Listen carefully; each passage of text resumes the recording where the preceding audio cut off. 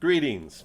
Well, today is Saturday, and we are officially 3 days from the launch of Buen Camino. So, in 3 days, this book will be available on Amazon.com. So, it's exciting to be here. And I decided then, what should I read to you today? And since it's a Saturday, I'm not wearing a tie to the office. I decided to wear this T-shirt. It has an arrow, which is one of the symbols of the Camino. So, it seemed appropriate to read to you a section from a chapter called Arrows and Seashells. I mentioned the origins of the scallop shell as a symbol of the Camino in chapter 2. The yellow arrows have a more recent origin story. Don Elias Valina San Pedro, a parish priest in the tiny village of Osabrero, located about 160 kilometers east of Santiago de Compostela, was a dedicated student of the Camino de Santiago and its history. Don Elias, born in 1929, even wrote his doctoral thesis on the topic for his studies at the University of Salamanca. By Don Elias's time, the Camino was known in a historical sense, though it had been mostly forgotten by all but a few exceptionally loyal pilgrims and church historians. His years of study and research convinced him that the Camino was important enough to preserve and even revive, if possible.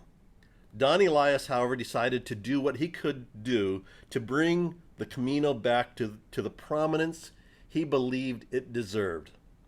He had the idea of marking the French way, starting in Saint-Jean-Pied-de-Port, and continuing all the way to Santiago de Compostela. His nephew relates that on a trip to France, Don Elias noticed many of the signposts for the mountain roads were painted yellow. So he used the same color for his project. Other sources say that road workers who were friends of Don Elias provided him with leftover yellow paint from a construction project. It is said that he loaded his aging sedan with buckets of yellow paint and, starting from Saint-Jean-Pied-de-Port, drove the whole Camino Frances across northern Spain, painting yellow arrows every 2 kilometers along the way. The story is told that when questioned by curious bystanders or local officials as he painted his yellow arrows, Don Elias explained that he was planning an invasion. That would be accurate, though it was to be an invasion that came 1, 2, or 3 persons at a time. The total number of Don Elias invaders is now well into the millions. And I'm one of those millions that walked that French way, the Camino Frances. So, and then we go on and talk about the book, about the people that were kind of, again, led the way, cut that trail for us. And in my profession, as a fee-only fiduciary advisor, I can think of professionals in the investment industry. John Bogle is one of the ones that we talk about.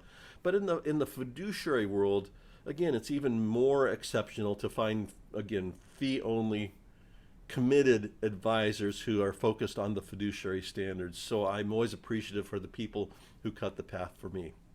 So it's 3 days from the book launch. I hope you enjoy the book, and Buen Camino.